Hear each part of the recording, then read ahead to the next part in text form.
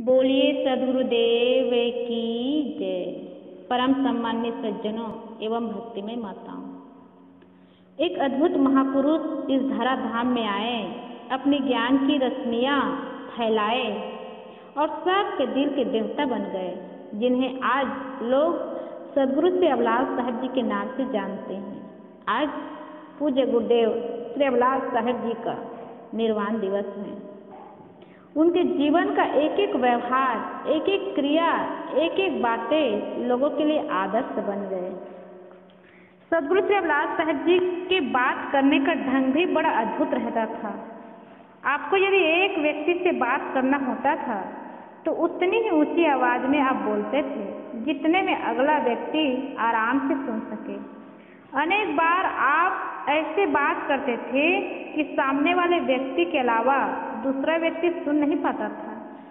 लेकिन जब आपको ज़्यादा लोगों से बात करनी होती थी तो आपकी आवाज़ बढ़ भी जाती थी।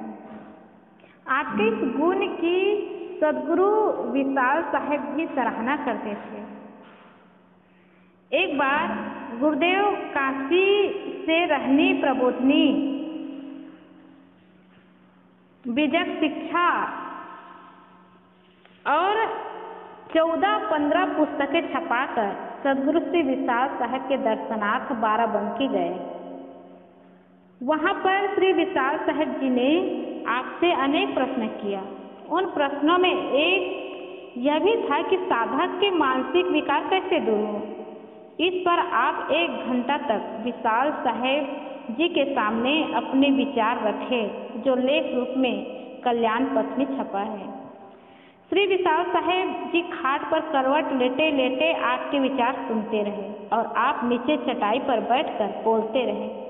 श्री विशाल साहब एक करवट लेटे लेटे जब थक जाते थे तो पैताने तरफ सिर करके पुनः दूसरी करवट लेकर आपकी ओर मुख करके सुनते रहे।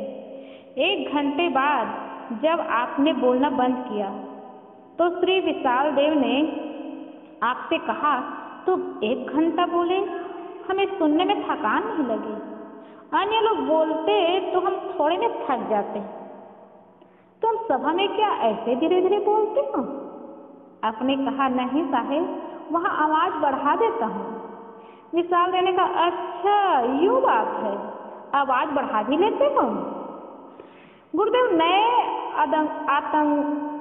आगंतुकों से बातचीत की शुरुआत उन बातों से नहीं करते थे जिनमें विचारों का अंतर या विरोध हो। आप समतापूर्ण विचारों से ही बात की शुरुआत करते थे और आपकी बातों में स्नेह, करुणा एवं प्रेम सहज समाया रहता था। गुरुदेव दूसरों की भावनाओं की रक्षा करते हुए अपनी बात कहते थे। आपके पास जो एक बार आता था उसे निश्चित रूप से ही यही महसूस होता था कि मुझे आज बहुत कुछ मिला और अंततः वह गदगद होकर ही वापस जाते थे। तो हृदय गुरुदेव के पास जाने से, गुरुदेव के पास मिलने से, बात करने से भर जाता था और लगता था कि ऐसा समय बार बार आए कि गुरुदेव के निकट बैठे, गुरुदेव से बात करें और गुरुदेव के दर्शन करते रहें। कभी इच्छा पूरी नहीं हो पाती थी और मन में हमेशा यही इच्छा बनी रहती थी कि गुरुदेव का दर्शन करने का संयोग जल्दी बने। गुरुदेव का मुमुक्षु जिज्ञासुओं के प्रति विशेष ध्यान रहता था। गुड़ से गुड़ विषय के पढ़ने लिखने में आप लीन हों, लेकिन ऐसे समय में भी यदि कोई साधक आपके पास आकर आपसे बातचीत करना चाहता था तो आप अपना सारा काम छोड़कर उससे सरलतापूर्वक बातें करने लगते थे।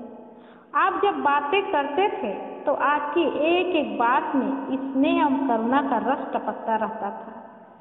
अपने पास आए हुए सभी साधकों से आप उनके सुख दुख एवं उनके दिल की बात जानने की चेष्टा करते थे, जिससे आप उनकी शारीरिक एवं मानसिक आवश्यकताओं को पूरा कर सकें।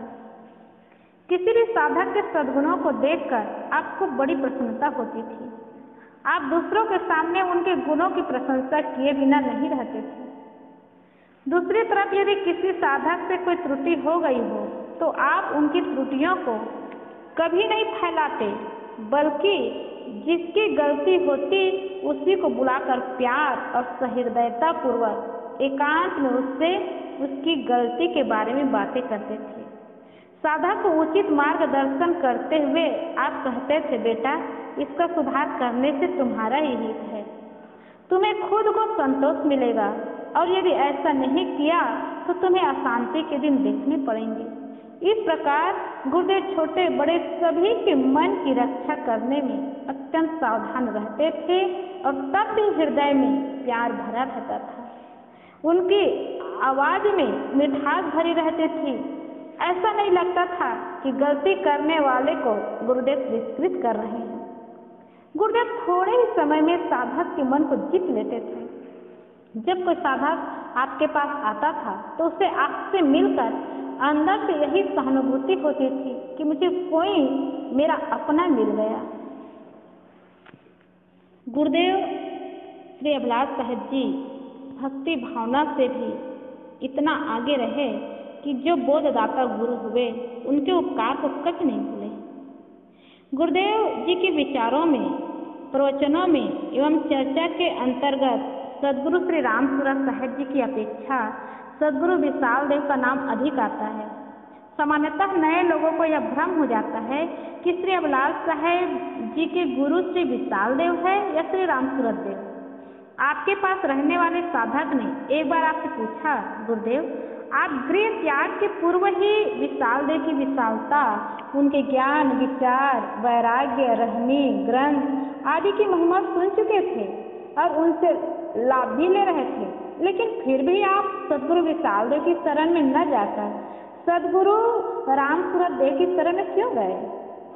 गुरुदेव अभिलाष साहब जी ने कहा, विशाल देव विशाल थे, इसमें संदेह की कोई बात ही नहीं है, लेकिन हमें प्रथम मिलन अपने गुरुदेव से हुआ। उन्होंने हमें सोते से जगाया, रास्ता बताया और सब प्रकार के भ्रम भटकाव के रास्ते से अलग करके कल्याण का रास्ता दिखाया। उन्होंने प्रत्यक्ष हमारे घर आकर हमें प्रेरणा दी। उन्हीं की कृपा से मेरे मन में कल्याण के लिए वैराग्य का अंकुर जगा और लंबे समय तक घर में रहकर उन्हीं के संरक्षण में उस अंकुर को पोषण किया और वो पोषण मिलता रहा। इस प्रकार मेरे जीवन में गुरुदेव का अनंत उपकार है, फिर मैं उनको छोड़कर अन्यत्र कहीं क्यों जाऊं? हाँ, समय समय से सदगुरु विशाल देव के पास जाकर उनके सानिध्य, सहचरण, उपदेश, रहने आदि से भी लाभ लेता रहा।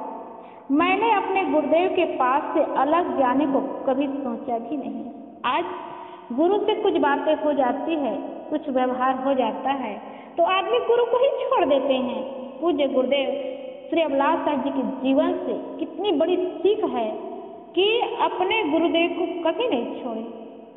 जिस भक्ति भाव एवं उपदेश से आप गुरुदेव की शरण में आए, वही उद्देश्य एवं भक्ति अपने जीवन भर निभाया। सदगुरु रामसूरत साहब जी अपने जीवन के अंतिम क्षणों में अधिकतम वैराग्य संजीवनी के छंदों को पढ़ते रहते थे। एक बार उन्होंने कहा, भक्ति तो अभिलाष दास ने निभाया है। वे जैसा लिखते हैं, जैसा बोलते हैं, वैसे ही जीते हैं। लोगों का शब्द बोलता है और एक शब्द कान में सुना जाता है और वो शब्द दूसरे कान से निकल जाता है, लेकिन गुरुदेव श्री अभिलाष साहब का शब्द नहीं, जीवन बोलता था। इसलिए लोग कान से सुनते थे और हृदय में बिठा लेते थे और हृदय मंदिर के देवता पूज्य गुरुदेव श्री अभिलाष साहब जी को बना लेते थे। और इसीलिए जो एक बार भी गुरुदेव के दर्शन पाते थे वो गुरुदेव के ही हो जाते थे। अद्भुत महापुरुष इस धराधाम में आए, हम सबको दर्शन मिला, उनकी वाणी सुनने को मिली, उनके बात, व्यवहार, क्रिया हर कुछ देखे। हम भी उनके मार्ग में चलने का प्रयास करें। ये ऐसे महापुरुष के दर्शन करने, उनसे मिलने और उनसे संपर्क बनाने का लाभ है। गुरुदेव के बारे में जितना कहे, दिल में कहने से पूरा होता नहीं और लगता ही नहीं कि हम कुछ कह सकें। बस गुरुदेव को याद करते हुए आपके चरणों में अपनी विनम्रता समर्पित करती हूँ। बोलिए सद्गुरुदेव की जय।